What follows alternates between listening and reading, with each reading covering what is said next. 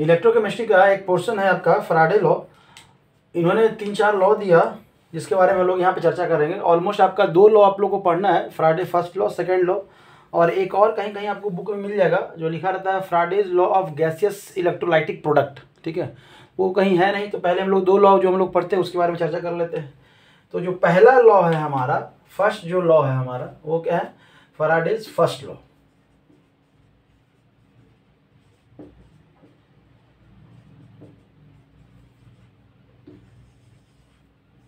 इसके अगर डेफिनेशन की बात करें कि इस लॉ में इन्होंने क्या कहा, तो इन्होंने बोला कि इलेक्ट्रोलिसिस में जो मास डिपॉजिट हो रहा है वो किस तरह से आपके चार्ज के क्या है रिलेटेड है, क्या है? चार्ज से रिलेटेड है। तो लिखा है the mass of any substance, the mass of any substance deposited और लिबरेटेड, या तो डिपॉजिट हो रहा है नहीं तो लिबरेट हो रहा है, और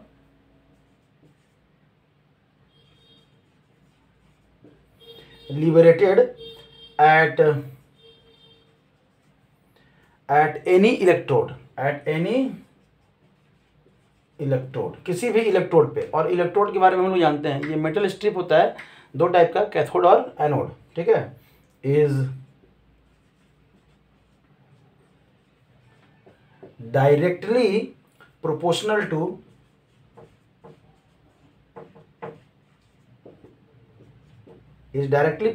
to quantity of electricity passed. ठीक है, टू क्वांटिटी ऑफ करंट, से करंट तो नहीं कर सकते हैं, क्वांटिटी ऑफ इलेक्ट्रिसिटी मतलब चार्ज, इलेक्ट्रिसिटी पास्ड। ठीक है, कितना पास किए, मतलब हम कह सकते हैं कि जो हमारा मास है वो डायरेक्टली प्रोपोर्शनल किसके है? डायरेक्टली प्रोपोर्शनल है हमारा किसके? आपके चार्ज के। क्या कह सकते हैं? चार्ज के। डायरेक्टली प्रोपोर्शनल है हमारा किसके? इलेक्ट्रिसिटी पास क्या कह सकते हैं? चार्ज। इलेक्ट्रिसिटी में क्या पास करता है? चार्ज। फिजिक्स से हम लोग जानते हैं कि जो क्यू होता है वो I इंटू क्या होता है? टी होता है। ठीक है, I इंटू क्या होता है? टी होता है। इसका यूज करेंगे तो सबसे पहले देखेंगे कि इसको जब हम लोग इक्वल करेंगे तो ये Z इंटू क्या हो जाएगा? क्यू। Z इंटू क्या हो जाएगा? क्यू। और ये Z क्या है आपका? कांस्टेंट। क्या है आपका? कांस्टेंट। किसी भी प्रोपोर्शन को हम लोग कांस्टेंट करते हैं तो एक इक्वल करते हैं तो एक नंबर आता है जिसको हम लोग कहते हैं कांस्टेंट। चूंकि इलेक्ट्रोलिसिस में यूज किए हैं तो इसको हम लोग बोलते हैं इलेक्ट्रोकेमिकल कांस्टेंट को क्या बोलते हैं? इक्विवेलेंट्स। इसका नाम है इलेक्ट्रोकेमिकल इक्विवेलेंट्स। ठीक है, इलेक्ट्रोकेमिकल इक्विवेलेंट्स। अलग अलग कंपाउंड, अलग अलग एलिमेंट्स के लिए इसका वैल्यू जो है ना अलग अलग होगा। अभी देखेंगे इक्विवेलेंट्स वर्ड आया, क्या आया? इक्विवेलेंट्स। मतलब इक्विवेलेंट मास का यहाँ पे थोड़ा सा ना कुछ तो काम होगा ही होगा। देखेंगे हम लोग, आगे बढ़ते हैं। मतलब ये फार्मूला आपका आया यहाँ पे। अगर हम I के जगह पे रख दें तो M इक्वल टू हम लोग Z into I into T कह सकते हैं। तो ये रहा आपका फैराडे फर्स्ट लॉ का आपका एक बेसिक फार्मूला जो आपको दिया हुआ, जिसमें कि M क्या है? तो आपका मास डिपॉजिटेड, आपका Z ऑलरेडी यहाँ पे लिखा हुआ है, I क्या है आपका? करंट इलेक्ट्रिसिटी, और T क्या है आपका? टाइम। T क्या है आपका? टाइम। मतलब अगर हम बात करें कि जो हमारा मास जो डिपॉजिट हो रहा है वो किस किस पे डिपेंड कर रहा है, तो करंट पे भी डिपेंड कर रहा है और टाइम पे भी डिपेंड कर रहा है, कितने टाइम तक हम कर रहे हैं, तो इस टाइम पे भी डिपेंड कर रहा है। समझ में आया? कोई दिक्कत नहीं। आगे हम लोग देखते हैं, बढ़ते हैं यहाँ पे कि कैसे है ना ये डिपेंड कर रहा है। और अगर बात करें यहाँ पे इस केमिकल इक्विवेलेंट्स का बात करें तो यहाँ पे हम लोग लिख सकते हैं Z is equal to M upon क्या लिख सकते हैं? I into T. M by क्या लिख सकते हैं? I into T. यहाँ से भी वैल्यू हम लोग इसको समझेंगे। तब यहाँ से हम लोग कह सकते हैं कि अगर 1 सेकेंड के लिए अगर हम लोग इलेक्ट्रिसिटी पास करें, कितना इलेक्ट्रिसिटी पास करें, तो कितना करंट पास करे 1 सेकंड के लिए, 1 एम्पियर अगर पास करे तो जो हमारा m होगा वो z के बराबर होगा। मतलब हमारे पास फार्मूला आया z into I into T, z into I into T. ठीक है, अगर हम लोग व्हेन जो हमारा करंट हो जाए क्या हो जाए 1 एम्पियर हो जाए, क्या हो जाए 1 एम्पियर हो जाए, और जो हमारा टाइम हो जाए क्या हो जाए 1 सेकंड। मतलब 1 सेकंड के लिए अगर 1 एम्पियर का हम करंट पास कर रहे हैं तो जो हमारा ये जो m आता है, जो मास डिपॉजिटेड आता है, वो किसके बराबर होगा, z के बराबर होगा। समझ में आ रहा है, z के बराबर होगा कि जितना इसका इक्विवेलेंस होगा उतना ही इसका हमारा मास जो है ना वो क्या होगा, डिपॉजिट होगा। समझ में आया, कोई दिक्कत नहीं। कुछ क्वेश्चन कर लेते हैं इस पे हम लोग। चलिए यहाँ पे क्वेश्चन है कि 5 एम्पियर करंट जो है ना हम लोग पास कर रहे हैं सॉल्यूशन में, किसके, जिंक सल्फेट के 40 मिनट के लिए। तो फाइंड करना है अमाउंट की जिंक जो है ना वो कितना डिपॉजिट होगा। ठीक है, हमारे पास फार्मूला है m equal to Z into Q. चूँकि एम्पियर में दिया हुआ है तो हम यूज कर सकते हैं z into I into T. ये दिया हुआ है, I दिया हुआ है, T दिया हुआ है, Z नहीं दिया हुआ है। अब Z के लिए थोड़ा समझिएगा कि Z एक्चुअली में है क्या। हम लोग क्या बोले थे, Z जो है इलेक्ट्रोकेमिकल इक्विवेलेंट। इलेक्ट्रोकेमिकल क्या है, इक्विवेलेंट्स। और इक्विवेलेंट वेट होता क्या है आपका, इक्विवेलेंट वेट की हम लोग बात करें, वेट जो होता है वो क्या होता है, molecular weight by n factor. ये ऑलरेडी हम लोग उस प्रीवियस वीडियो में क्या नाम है, इक्विवेलेंट वेट का जो वीडियो बनाया है उसमें हम ऑलरेडी इसके बारे में डिस्कस कर चुके हैं। अब है आपका Z, तो Z जो होगा आपका, Z जो होगा, इसको समझने के लिए हम लोग थोड़ा सा प्रीवियस, अगर एक इलेक्ट्रॉन की बात करें तो इस पर चार्ज कितना होता है, एक इलेक्ट्रॉन का जो चार्ज है वो आपका 1.6 इंटू 10⁻⁻19 कूलम्ब। ठीक है, अगर हम बात करें 6.022 इंटू 10⁻23 की अगर बात करें तो कितना हो जाएगा आपका 1.6 इंटू 10⁻⁻19 अपॉन 1 इंटू 6.022 इंटू 10⁻23। मतलब हम 1 मोल इलेक्ट्रॉन की बात कर रहे हैं, और ये जो चार्ज आता है ये अप्रोक्सीमेटली आपका जो है वो 96500, और इसी इतना ही कूलम्ब को हम लोग क्या कहते हैं, 1 फैराडे कहते हैं। क्या कहते हैं, 1 फैराडे कहते हैं। क्या कहते हैं, 1 फैराडे कहते हैं। तो इतना चार्ज, मतलब 1 मोल इलेक्ट्रॉन का चार्ज कितना, इतना। चलिए, तो यहाँ से जो हमारा Z होगा, वो क्या होगा, इक्विवेलेंट वेट बाई आप क्या कह सकते हैं, आपका चार्ज ऑफ इलेक्ट्रॉन। क्या कह सकते हैं, चार्ज ऑफ इलेक्ट्रॉन कह सकते हैं, टोटल चार्ज ऑफ इलेक्ट्रॉन कह सकते हैं। तो यहाँ से ये जो फॉर्मूला होगा वो होगा equivalent weight into I into T upon, equivalent weight है तो ये क्या है, यहाँ पे टोटल चार्ज, इक्विवेलेंट वेट है तो इसको हम लोग यहाँ से मॉलिक्यूलर वेट कर दें, मॉलिक्यूलर वेट अपॉन क्या है, n इंटू ये क्या है, टोटल चार्ज। क्या हो जाएगा, टोटल चार्ज। ठीक है, टोटल चार्ज। ये चीज ध्यान रखना है कि इलेक्ट्रोकेमिकल Z का जो वैल्यू है इक्विवेलेंट वेट बटा टोटल चार्ज। अब टोटल चार्ज किसका, इलेक्ट्रॉन का, तो जितना इलेक्ट्रॉन होगा उतना चार्ज। इक्विवेलेंट वेट क्या होता है, molecular weight by n factor, molecular weight by n factor. ठीक है, ध्यान दीजिएगा यहाँ पे। इसको मिटाते हैं। अब ये बेसिक था, ये पिछले वीडियोस में ये सब के बारे में इन्फॉर्मेशन हम लोग दे चुके हैं, उसको आप देख लीजिएगा इक्विवेलेंट मास वाला। तब अगर यहाँ पे हम लोग क्वेश्चन बनाए तो हमारे लिए अब सब कुछ आसान हो गया है। मॉलिक्यूलर वेट, अब चूंकि यहाँ पे हम जिंक का पूछ रहा है तो जिंक का क्या होगा, देखिए मॉलिक्यूल है तो मॉलिक्यूलर वेट, एटम है तो एटॉमिक वेट।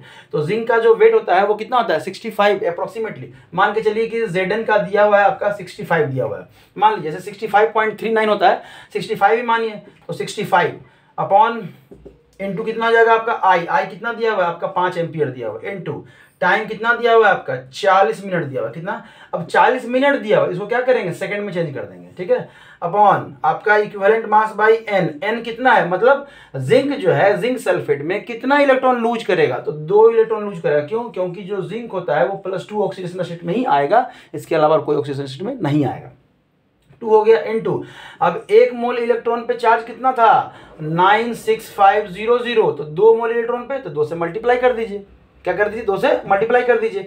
अब इसको सॉल्व कर लीजिए, आपका आंसर आ गया। यहाँ पे कट कर दिए आपका, और तो कुछ कट नहीं रहा है यहाँ पे, ये 2 से कट गया और फिर मल्टीप्लाई कीजिए, और क्या, ये कितना हो गया 10, तो 65 इंटू 10 इंटू 6, अपॉन 965।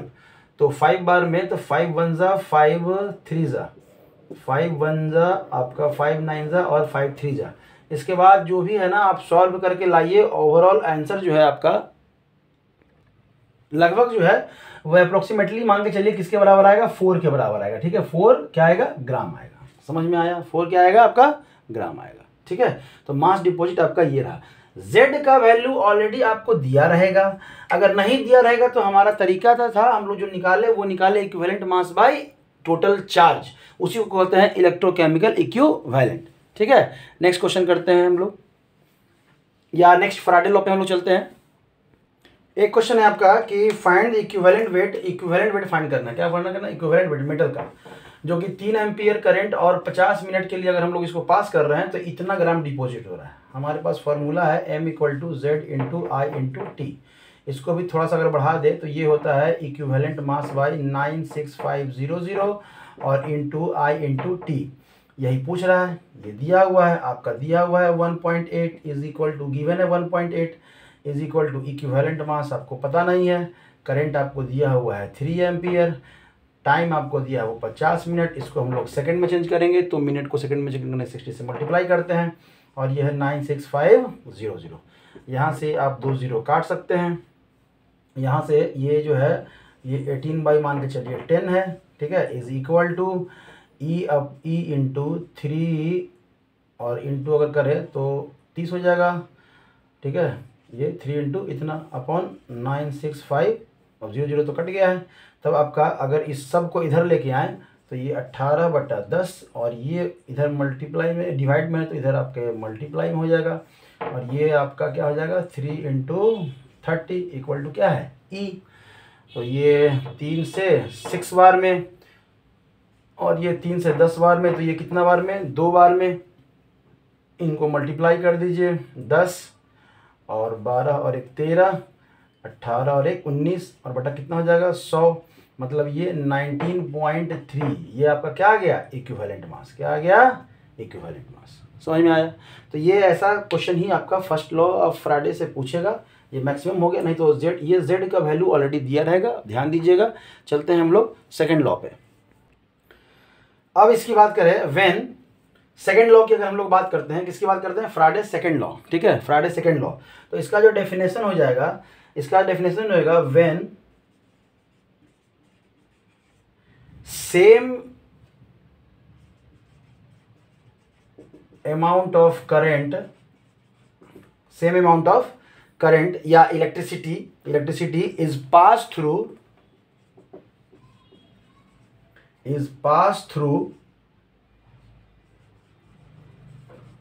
ठीक है, is pass through different electrodes, different electrolytes,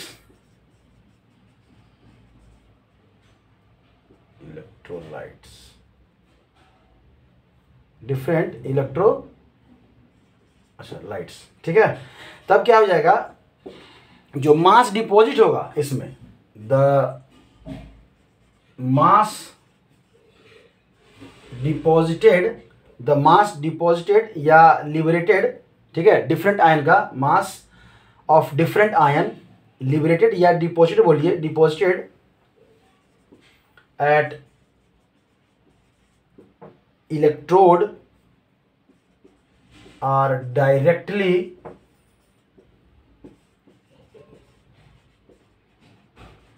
proportional to their equivalent weight,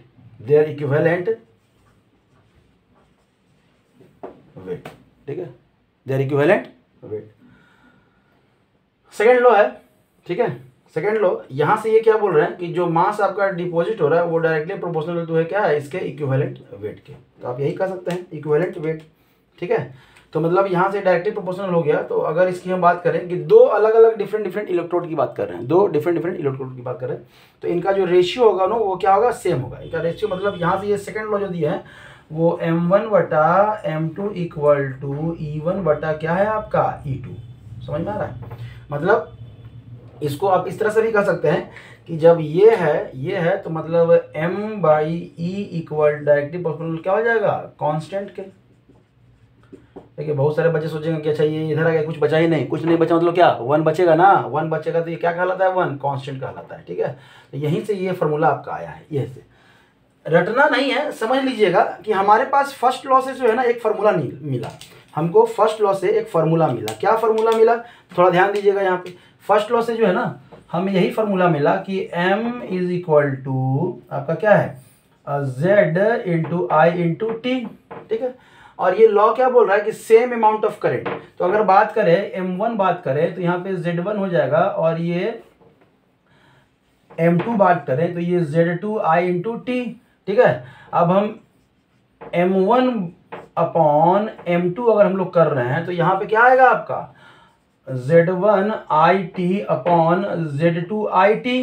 अब यहाँ पे हम क्या बोल रहे हैं कि same amount of current, current क्या कर रहे हैं, सेम, तो ये करंट इसलिए सेम रखे हैं, कट गया।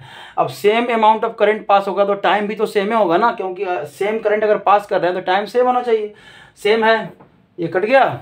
ठीक है, या कह सकते हैं कि सेम अमाउंट ऑफ है तो करंट और टाइम का क्या हो जाएगा, वैल्यू क्या है, सेम है, यहाँ से कट गया, आपका क्या आ गया, m1 बटा m2 is equal to z1 बटा क्या है, z2। ये आया केमिकल इक्विवेलेंट। अब इसी चीज को हम लोग z इक्वल टू क्या लिखते हैं, हम लोग लिखते हैं m1 बटा m2 इक्वल टू z के बदले क्या लिखते हैं, इक्विवेलेंट मास बटा क्या है 96500। ठीक है, अपॉन इसके नीचे भी क्या आ जाएगा, इक्विवेलेंट मास अपॉन क्या हो जाएगा 96500। तो ये E1 बटा E2 इंटू, और ये कट गया आपका, आ गया यहाँ से सीधा, यहाँ से मतलब m1 बटा m2 इक्वल टू E1 बटा क्या है E2। सिंपल है। अगर ये फार्मूला ना भी याद रहे, आप इस फार्मूले से फराडे फर्स्ट लॉ से अगर आप आगे बढ़ेंगे, करंट को सेम कर दीजिए, टाइम सेम कर दीजिए, तो आपका m जो है वो किसके बराबर होगा, z के डायरेक्टली प्रोपोर्शनल है। और z जो है फिर इक्विवेलेंट मास बाई चार्ज होता है, 1 मोल इलेक्ट्रॉन का चार्ज, और फिर ये क्या हो गया, इक्वल हो गया। तो ये दो फार्मूला कोई अलग अलग नहीं है, एक ही फार्मूलों को अगर आप समझेंगे तो आसानी से आगे बढ़ सकते हैं और आप कर सकते हैं। इस पर एक क्वेश्चन कर लेते हैं हम लोग। क्वेश्चन है आपका, during electrolysis of fused aluminium chloride 0.3 gram of aluminium was deposited, find the volume of chloride deposited. क्या है, वॉल्यूम पूछ रहा है।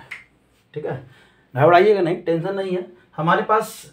अब देखिए एल्युमिनियम दिया हुआ है और आपका क्या दिया, डिपोजिशन दिया हुआ है और कुछ नहीं दिया हुआ है, तो हमारा ये बनेगा m1 बटा m2 इक्वल टू E1 बटा क्या है आपका E2। ठीक है, चलिए इसको बनाने से पहले थोड़ा देख लेते हैं कि अगर एल्युमिनियम क्लोराइड है तो ये फार्मूला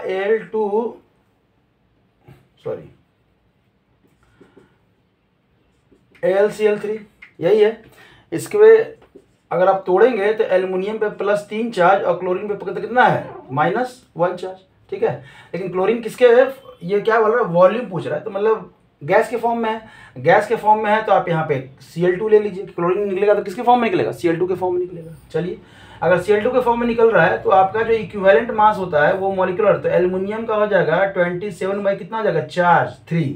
और अगर आप बात करें इक्विवेलेंट मास किसका, क्लोरीन का, Cl2 की बात कर रहे हैं, देखिए Cl2 की बात कर रहे हैं तो इसका मास भी क्या हो जाएगा Cl2, और फिर कितना हो जाएगा 2, क्यों 2 है ना, तो एक पे एक माइनस चार्ज, 2 पे 2 माइनस चार्ज, कहने का मतलब। ठीक है, यहाँ पे आप यूज कर लीजिए, क्या हो जाएगा आपका ये 27/3, और नीचे में लिखेंगे अपॉन 71/2। और यहाँ पे ऑलरेडी आपका एल्युमिनियम का दिया हुआ है, एल्युमिनियम को ऊपर में रखे हैं तो ये आप Al कर दीजिए, ये भी आप Al कर दीजिए, यहाँ पे Cl2 कर दीजिए और यहाँ पे भी Cl2 कर दीजिए। ठीक है, ये सेकेंड लॉ से बनेगा। देखिए ये फराडे सेकेंड लॉ का क्वेश्चन है, सेकेंड लॉ का क्वेश्चन है यहाँ पे। ठीक है, समझ में आ रहा है। तो मास दिया हुआ है आपका कितना है 0.3 अपॉन ये कितना हो जाएगा, मास किसका है, क्लोरीन का, इक्वल टू ये 27/3 इंटू ये 2 ऊपर चला जाएगा और ये 71 नीचे आ जाएगा। इसको कैलकुलेट कीजिए, इसका कैलकुलेट करने पे कितना आ रहा है आपका मास, तो आप लिख दीजिए पहले MCl2 इज इक्वल टू, इसको इधर लेके आइए, बाकी सबको इधर लेके आइए। ठीक है, तो इसको इधर लेके जाएंगे, सबको इधर लेके आएंगे, तो 0.3 इंटू 3 इंटू 71 अपॉन ये उधर, तो ये इधर 27 इंटू 2। समझ में आ रहा है? ये चीज़ समझ में आ रहा है? नहीं समझ में आ रहा है तो बहुत दिक्कत है, इस चीज़ को समझिए। यहाँ पे अब अगर ये नहीं समझ में आ रहा है कि इसको हम लोग कैसे कर रहे हैं तो फिर बेकार ही है ना इलेक्ट्रोकेमिस्ट्री का क्वेश्चन बनाना। इसलिए ये समझ में तो आना ही चाहिए कि कैसे कर लिए, कैलकुलेशन फास्ट अगर करना है तो। नहीं तो 2-4 क्वेश्चन बनाइए, बैठ जाइए, संतुष्ट हो जाइए उससे। ठीक है, अब इसको कैलकुलेट करेंगे हम लोग। चलिए, तो इसका जो वैल्यू है आपका वो लगभग कितना आ रहा है, 1.18 ग्राम। ठीक है, क्या आ रहा है आपका ग्राम। ये आ रहा है किसका, आपका क्या कह सकते हैं, क्लोरीन का। किसका आ रहा है, क्लोरीन का। लेकिन हमको ग्राम में तो मास तो पूछा नहीं है, हमको क्या पूछा है, वॉल्यूम पूछा, क्योंकि गैस का तो वॉल्यूम ही होता है। तो समझिएगा वॉल्यूम जो हम लोग निकालेंगे किस पे निकालेंगे, एसटीपी पे निकालेंगे। किस पे निकालेंगे, एसटीपी पे निकालेंगे। ठीक है, तो ये एसटीपी पे तो जो क्लोरीन का जो वेट आया है वो कितना आया है, Cl2 का, ये 1.18 आई थिंक ऑलमोस्ट लगभग इतना के बराबर आ गया है। तब देखिए, अगर क्लोरीन की बात करें तो 71 ग्राम जो Cl2 है वो कितना वॉल्यूम ऑक्यूपाई करता है एसटीपी पे, 22.4 लीटर एसटीपी पे। तो ये 1.18 जो रहेगा वो कितना हो जाएगा, तो 22.4 अपॉन 71 इंटू 1.18, और ये जो कैलकुलेशन होके आएगा वही आपका रिक्वायर्ड वॉल्यूम हो जाएगा। समझ में आया? कोई दिक्कत? इसको कैलकुलेट कीजिए, आंसर लाइए, जो आपका आंसर आया वही आपका रिक्वायर्ड आंसर हो जाएगा। ठीक है, थैंक यू।